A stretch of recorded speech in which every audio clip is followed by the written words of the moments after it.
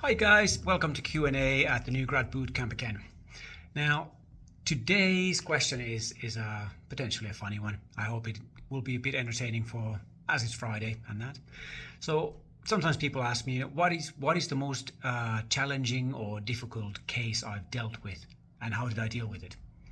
Now, I have to say that there are not many sort of clinically difficult cases. You know, when you really boil it down to its essence, most cases are pretty straightforward.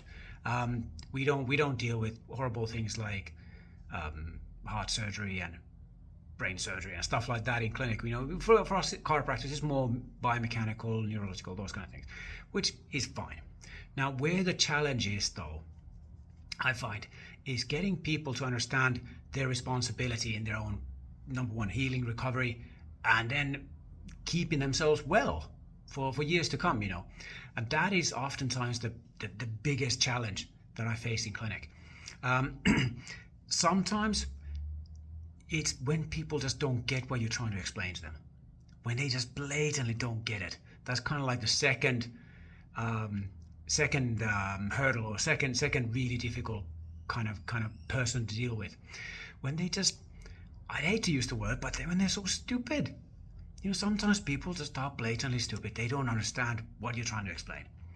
And maybe it's my communication. Maybe I'm not explaining it in a right way for them. But when you tried like 5-6 different ways and they still go, so what's actually wrong with me? And you think, really? I mean, it requires a lot of patience.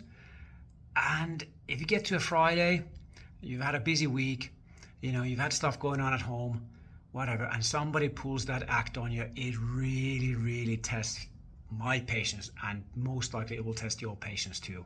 So at that point, you know, you're gonna have to somehow crack a joke so that you make yourself laugh, because otherwise you'll be crying.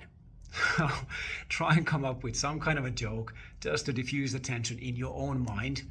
That allows you to deal with this person in a humane fashion, rather than exploding in their face about their evident stupidity. And hopefully, therefore, you don't get sued, you don't get thrown in a jail, you get to continue being a chiropractor and living an awesome life. All right, hopefully that helps. Be awesome.